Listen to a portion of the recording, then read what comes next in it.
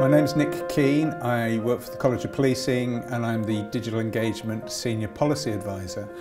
Basically it says digital engagement, but predominantly it's about police use of social media is the area that I work. One of the areas that I'm most interested in was how we help the police service make best use of social media in a way that's ethical and appropriate and moral. So what I do when I talk to forces is talk about the values and the reasons for looking at social media as opposed to making it a conversion experience. If you look at a critical incident, what the police would call a critical incident, like a helicopter crash or something like that, if you look at what happens on Twitter, is first of all Twitter starts reporting everything that's going on, but what also happens very quickly is the national press get into that space very quickly, looking for witnesses and trying to get photos from people who were there, type of stuff.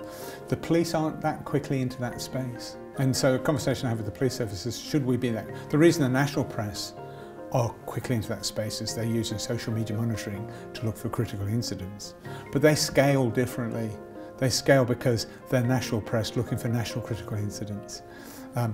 Where would that functionality sit within the police with 43 police forces? A critical incident in Wiltshire is of no interest, or relatively little interest, in the West Midlands. Do you know what I mean? So there's a scale problem for the police service at the moment, how they deal with that. If there's a perception that the police aren't in that space, but there's still a perception that people need protection, the public will use the tools if they can work out how to use them. And I think that's a real challenge for the police service. What do you say?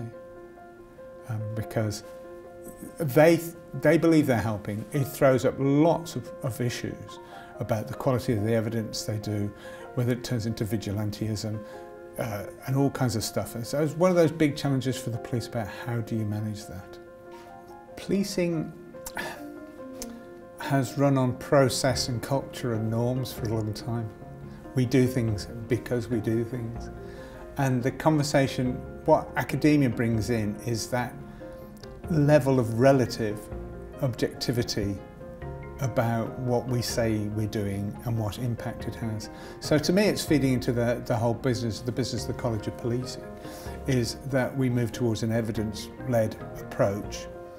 I'd also like to see us have more of a stronger data-driven approach to the way we do policing. And I think that's equally challenging, but I think academia can help with both of those things. So it's bringing in the disciplines of building an evidence base that starts to help policing get better. I'm a man who likes engagement. The more you mix the group, and in this case it's academics, but academics from a sociological background as well as academics from the digital background, with police workers, police employees who are from an engagement background, a comms background and an open source intelligence background. That's just healthy. And the reports that have come out are terrific.